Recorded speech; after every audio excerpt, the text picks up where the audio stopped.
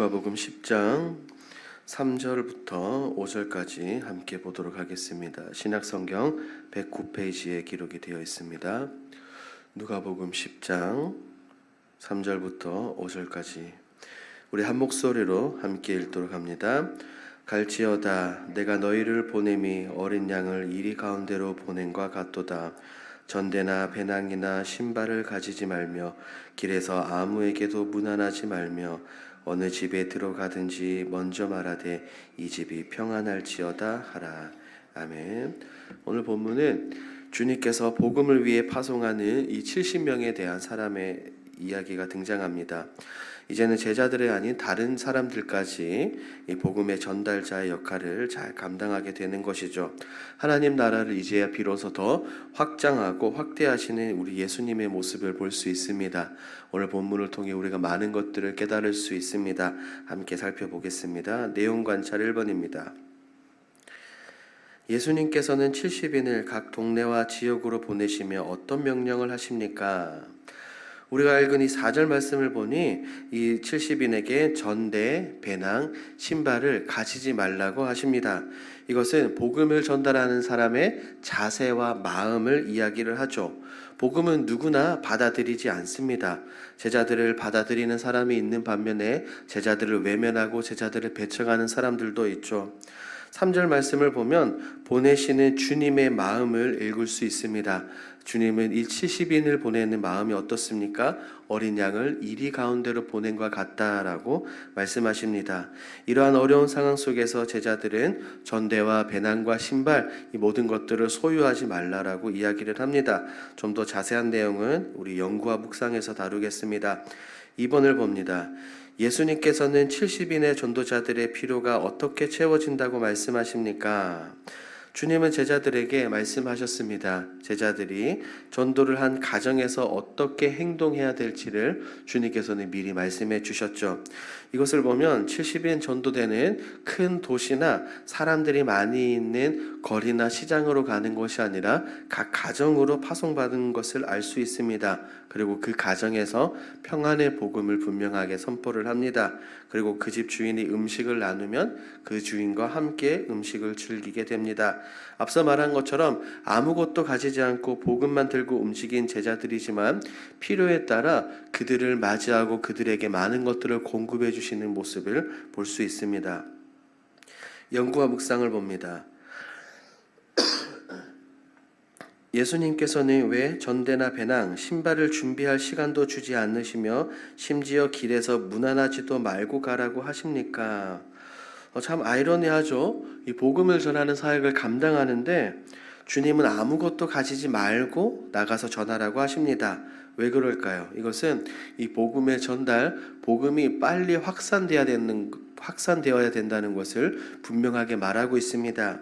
여러분들이 읽은 2절을 보십시오. 뭐라고 하십니까? 추수할 것은 많되 일꾼이 적다라고 말합니다. 이 추수할 영혼들이 너무나 많은 거예요. 추수를 해야 되는데 촉박합니다. 그렇기 때문에 이런 상황에서 전도 여행의 필수인 전대와 배낭과 신발을 준비하지 않고 가라고 합니다. 주님의 이 명령은 오직 하나님의 공급하심을 의지해야 된다는 것을 간접적으로 표현하고 있습니다. 제자들은 의아했을 것입니다. 하지만 그들이 각 가정에서 복음을 전하고 그들의 필요가 채워지는 것을 경험했을 때 제자들은 비로소 주님의 말씀이 피부로 이해되었을 것입니다. 구약을 보십시오. 백성들이 수십 년간 광야를 돌 때 하나님께서 그들에게 어떻게 공급하셨습니까? 때로는 만나와 메추라기로 먹을 것을 공급하셨죠. 물이 없을 때는 반석에서 물을 터뜨리셨습니다. 그들의 옷과 신발이 헤어지지 않도록 하셨죠. 모든 공급을 채워주시는 하나님이라는 것을 우리는 알 수 있습니다. 그러므로 우리 역시 복음을 전할 때 내 생각으로 내 계획으로 이것저것 하는 것이 아니라 하나님께서 채워주심을 믿고 위로부터 내려오는 그 능력과 공급하심을 믿고 나아가야 될 줄 믿습니다. 이런 마음으로 함께 나가시는 여러분들이 되기 바랍니다. 느낀 점입니다. 하나님 나라가 가까이 왔으니 사람이나 물질이 아닌 예수님만 의지해 복음을 전하라는 말씀에서 무엇을 느낍니까? 복음을 들고 나가는 전도자들, 그리고 이 땅을 살아가는 가운데 예수 그리스도를 전하는 우리를 기다리고 있는 것은 넓고 평탄한 길이 아니라 좁고 험한 길입니다. 때로는 우리의 가운데 복음을 전달하는 가운데 때로는 어려움과 고난이 있을 수 있습니다. 그래서 주님께서 그렇게 말씀하신 거예요. 양을 이리 가운데 보냄과 같다라고 말입니다. 어린 양이 이리를 상대할 수 있습니까? 없습니까? 없습니다.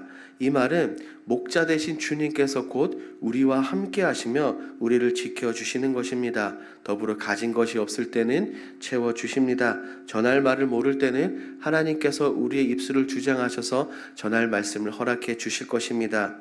이런 주님의 모습을 보면 참으로 감사합니다. 우리의 모든 필요를 아시고 채우시고 공급하시는 주님이 계시는데 무엇이 두렵겠습니까? 세상 사람들은 언제나 말합니다. 세상의 명예, 돈, 권력을 의지한다라고 이야기하지만 우리는 살아계신 삼위일체 하나님을 의지해야 될 줄 믿습니다. 이 하나님이 우리 뒤에 계신다는데 이거 무엇보다 바꿀 수 없는 든든한 힘입니다. 그러므로 이런 신실하신 주님, 신실하신 하나님만 바라보고 의지하는 저와 여러분들이 되기 바랍니다. 적용입니다. 내가 복음 전도를 미루고 있는 이유는 무엇입니까? 여러분들은 복음의 능력, 예수 그리스도의 보혈의 피의 능력을 여러분 믿으십니까?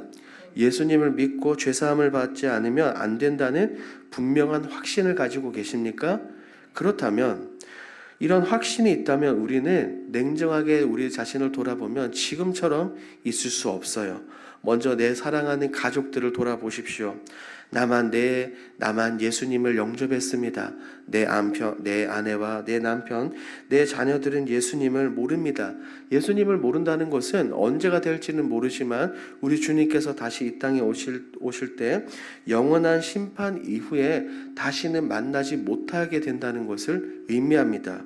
물론 구원은 삼위일체 하나님의 전적인 주권에 따른 것입니다. 하지만 성경을 보면 거듭나지 않은 그리스도인들은 결코 하나님 나라에 들어갈 수 없다는 것을 우리는 알 수 있죠.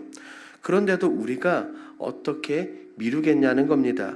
영혼이 죽어가는데 내 자녀가, 내 사랑하는 남편과 아내가 점점 스올로 빠져가고 있는 것이 보이는데 가만히 있을 수 없다는 거죠. 진짜 사랑한다면 복음을 전하지 않을 수 없는 줄 믿습니다. 우리가 두 발 벗고 나서서 가족들을 위해 힘쓰고 애써야 합니다. 왜 우리는 복음을 전하지 않을까요? 쉽게 두 가지로 정리해 볼 수 있겠죠. 첫 번째, 내가 먼저 믿는 이 예수 그리스도 보혈의 능력에 대한 확신이 없던지 아니면 내 가족을 진심으로 사랑하지 않던지 말입니다. 이 주님의 최후 심판 이후에 후회해봤자 소용은 없습니다. 그러므로 우리는 신경을 곤두세워야 합니다. 주님께서 급하게 제자들을 이 세상으로 파송하신 것처럼 우리 주님께서 언제 오실지 모릅니다. 그러므로 내 사랑하는 사람들에게, 내 가족들에게 가장 먼저 복음을 전달하는 여러분들이 되기 바랍니다. 결단입니다. 나는 하나님의 채워주신가 예수님의 능력에 힘입어 복음을 어떻게 전하겠습니까? 먼저 확신을 가지고 전합시다.